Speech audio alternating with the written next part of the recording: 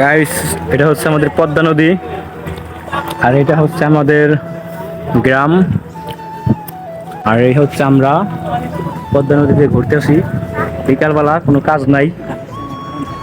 আর ওই যে গাইস একটা জিনিস দেখে আমরা কিনে ঘুরাতেছি, সব জায়গায় কিন্তু গাইস এগুলো চলে, কিন্তু গাইস আমরা এগুলোর কোনো টাইম দিই না। আমার কাছে এই যে ও ভাই ভাই ভাই ক্রাশ, ভাই ক্রাশ ভাই, এগুলো যাদের কাছে আছে যারা চালায় ওরা বুঝতে পারে এটার মজাটা কি ভাই।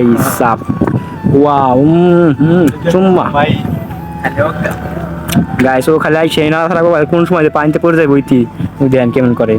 দেহ দেহ দেহ তাই আল্লাহ, এই তুই ঘুরে, তুই ঘুর, তোর নিয়ে এখন আমি যাওয়া যাবো না, তুই খালি তেরা বেড়া করস। গাইস, পদ্মা নদীতে কেউ ঘুরতে আসলে চলে আসেন, একসাথে বসে আড্ডা দিই।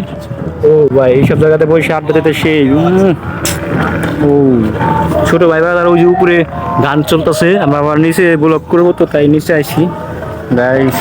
ও সেই বাতাস, ও ভাই করা করা, চলো জায়গা।